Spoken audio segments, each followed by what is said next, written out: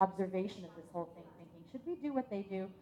And the Tamiflu, remember that whole Theraflu, Tamiflu? They said that there was one medication you had to buy in order to protect yourself from this flu. In case you got it, you should have it. Well, within minutes, they were completely sold out. It was like people were fighting in the pharmacies for it. So it's important for us to understand that the minute we think that there's not enough, right? It's like when you go grocery shopping. You open your fridge, you're like, take and have and do.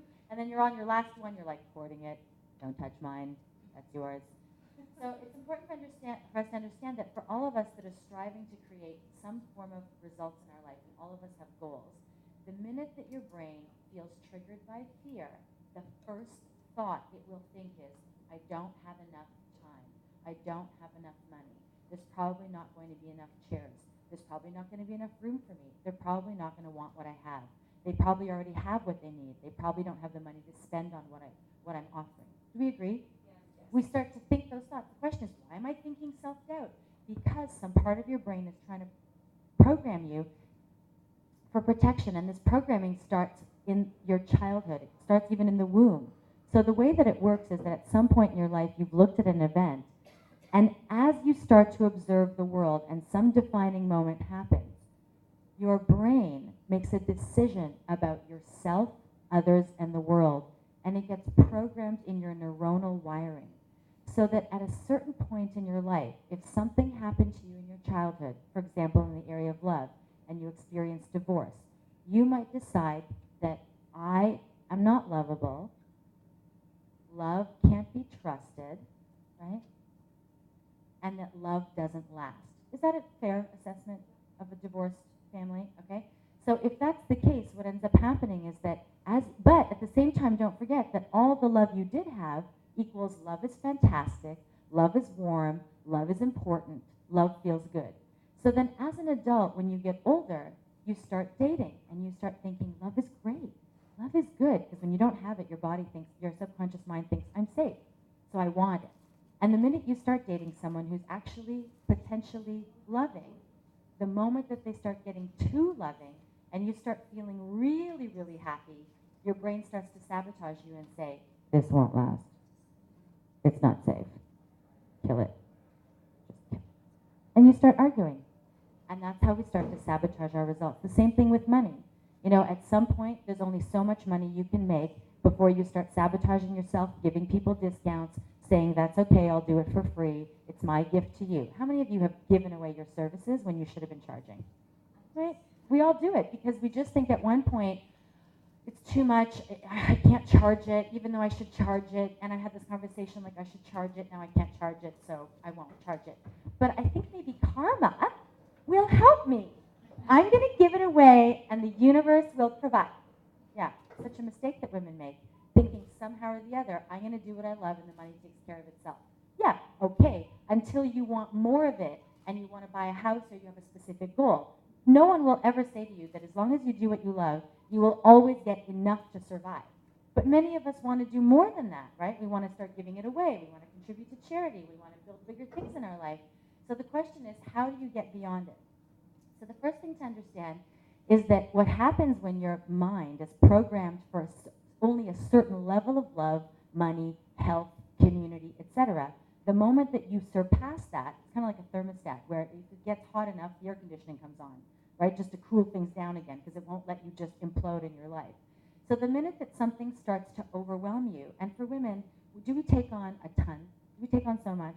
One of the ways that we do this to ourselves is we create overwhelm. We start thinking, I can do this, and I can do this, and I'm unlimited, and I can do this, and all of a sudden you're like, I have too much to do, I can't do it, I'm so tired, I can't even ask for help because I just feel like I don't want to burden anyone, and no one's going to do it like me, and not you, other women. Okay, so what happens is that you trigger what's called fight or flight. So the minute that you have your fear mechanism, fight or flight happens. So you start, yelling at people in your life, or you start thinking, I could just escape to an island. Maybe if I could start my life over somewhere where no one knows me, then they won't ask for all these things. I don't want to help my family anymore. I don't want to be the one that everyone goes to for everything, okay? And so the adrenaline creates that adrenal burnout. And when we have our fear response, do we expand or contract? we contract. You even feel it, and you feel that yucky feeling in your gut because your vagus nerve, which is the longest nerve in your entire body, goes from your hypothalamus, the base of your brain, and it travels right down to the pit of your stomach.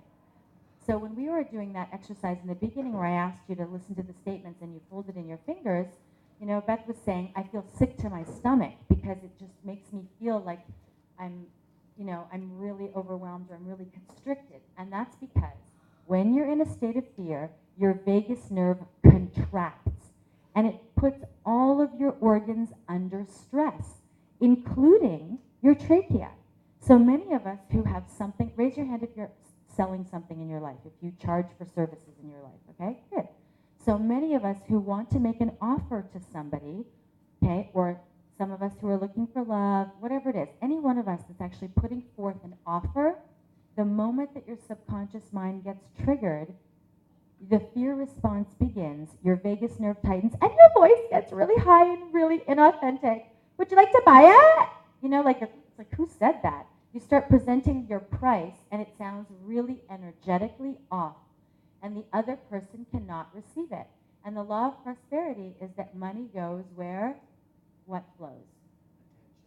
Attention. Money goes where energy flows. And the juicier your energy, the faster and easier prosperity comes to you. So what I'm going to show you is your very first tool to ending the war in the mind and creating unlimited expansion and the beautiful container that you need to receive. The other issue that women have in particular, and men have this of course too, but we talk about women of course because we really don't balance our relationship a lot between giving and receiving. How many of you love to be great givers? Right? And we need to learn to be excellent receivers. And I'll tell you something, if you're giving a lot of value for what you offer and you're still not seeing financial results, it's because some part of you is not yet willing to receive. And that's when we were talking about the fact that you want to charge, but you keep giving it for free, because there's some part of you that just keeps saying, I can't do it, I'm not worth it, on a subconscious level, even though consciously you know darn well what you've got is great. So here's your exercise. So the vagus nerve touches every single part of the body, and when we know that when we're very, very stressed, we feel nauseous, like we want to throw up, because the body knows how to regulate itself, and the act of throwing up is ha, except it has particles in it. Okay, and so the ha is what actually vibrates your vagus nerve. And in the vibration of your vagus nerve, it's like twanging a guitar string, you release something called oxytocin. Oxytocin, raise your hand if you've heard of oxytocin. It's the new love drug. See, I don't even have to educate you on this stuff. So how you create oxytocin in the body is, let's take a nice deep breath in through the nose. And now say, ha. Beautiful. We know that laughter is the best because it's ha, ha, ha. Not ah, not om, om, om. Even though the vibration of om can create that. But realistically, ha is the fastest way to start releasing oxytocin in the body and creating the love bond between you and your vision, you and your life, you and the financial prosperity, joy, health, whatever it is you want to create. So let's practice. Like uncross your legs and everything else. Just get, into your body a little bit. Let's take a nice deep breath through our nose. Ah, beautiful, okay? We're going to take one more, and I want you to start to notice the physiological changes in your face afterwards, okay? Take a nice deep breath in through your nose. Ah, good. Many of you are smiling because this is the least expensive antidepressant you'll ever get. It's automatic. It increases joy instantly in the brain, and it's a natural anti-anxiety drug, truly. And one of the greatest medications that we get prescribed in our life, no matter where you live, is what? Antidepressants. We're a very medicated world because we don't know how to actually create our own levels of oxytocin. And so the other thing what's important for us to understand is that oxytocin automatically gets you out of your subconscious thinking into your conscious thinking. So you get out of those limiting programs that are creating the results that you do not want in your life, which equals self-sabotage, and you move into a space of allowing yourself to create more of what you want. And the rule is, not only does money go where, and you increase your energy, but your self-worth equals your net worth.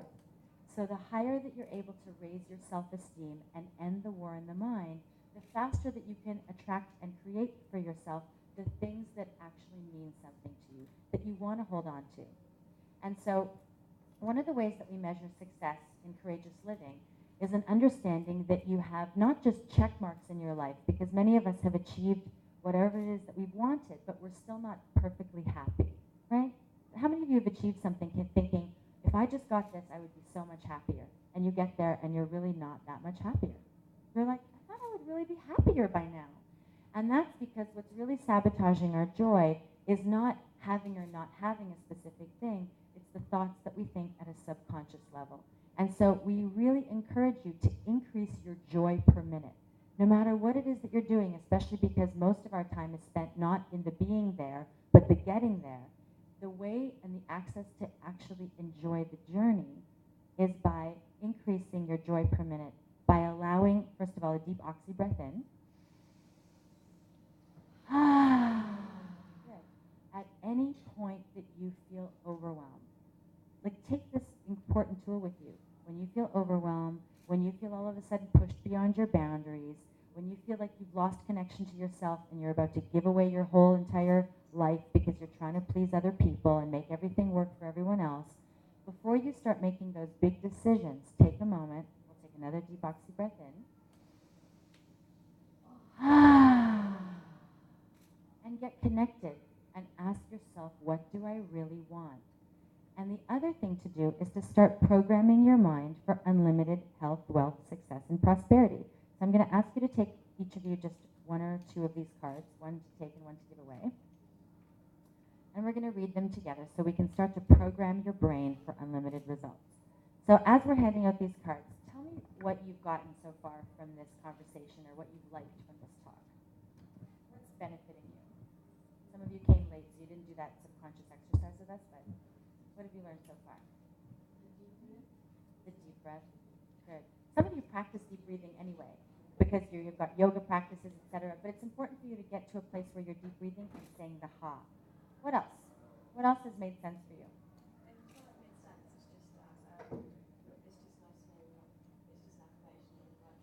You're on the right track. Good. Great. What else?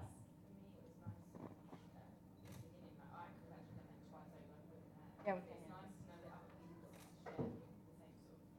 that's right. Exactly.